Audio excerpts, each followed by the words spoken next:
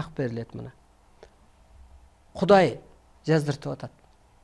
Мен аялды жараттым, алсыз жараттым дейт, алсыз. Эркекке караганда.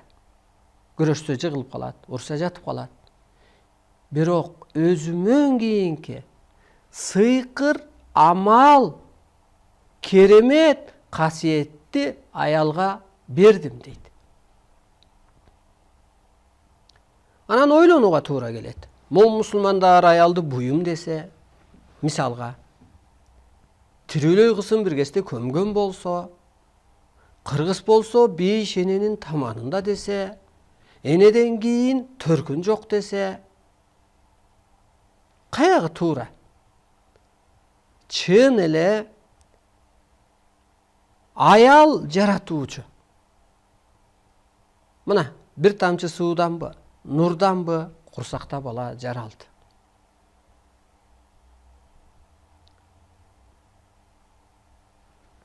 Ошол ааламда бала жаралды.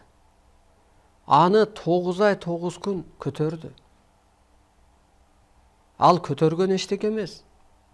Ал кезде жериди, талгак болду, кыйналды, кусту, бир нерсени эңседи. Эң башкысы аялдын бир ажалы төрөттөн деп коет го. Эмне деген нерви кетет. Эркектин бир жерде сыстоок чыксынчы онто өлүп калат. Мына аял адам жаратты. Эркекке 9 саат бага албайт ал баланы. 9 саат, 90 мүнөт көтөрүп тура албайт мынтип. Эне 9 ай көтөрдү. Эмне деген урот, жара, төрөдө эмне деген азап тартат. Организми не деп өлүп тирилет. Мына жерде чын эле көктүн көчүрмөсү, ааламдын көчүрмөсү аял экени. Адам жаратты. İçine kardına salıp çoğuyttu. Kötördü. Kudayday kötörümdүүлүгү ayaldın. Erkekке karaganda kanday kötörümdü. Kudayday buurukerligi enenin.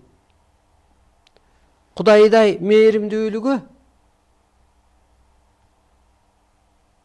Kudayday жаратуучулугу алейди ким багат? Сыйкыр мээрим менен багат. Бала эмискенде балкып ээрийт. Мына көрдүңүзбү? Ошондуктан бүгүнкү күндө аялдар алтын доорду курууга жоопкер делип атпайбы?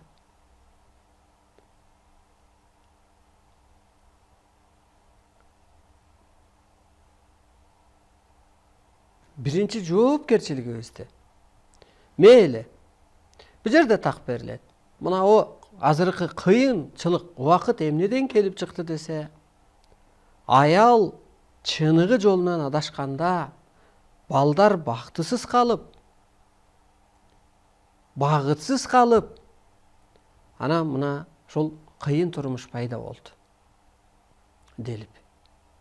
Айланайын энелер, аргабыз жок экен. Ушул дүйнөгө мынау ааламдан, актан, аллактан бизди энени жерге жаратыптыр. Мына мени да айтат. Сыпатым эркек, бирок ааламдан оба энесиң деп берет. Умай энесиң, элдин энесисиң, атасысың. Курманжан датка энесиң, казын энесиң деп берилет. Аял сыпаттагы адам атасың деп. Мына мен жоопкермин бүгүнкү күндө. Кыргызды ойготуп атам. Теледен энерги өткөрүп атам. Эне катары мээрим төгүп атам. Адамзаттын энеси атасы болуп ойлонуп атам дүйнөнү. Кантип бириктирем деп мына карасаңыз. Демек, Бул дүйнөгө кызматка келгенбиз. Ошону эстен чыгарбаш керек. Кызматка. Кайра жаныбыз кайда барат? Ааламга. Бул эмне деген сөз? Кайра ааламга барат жаныбыз.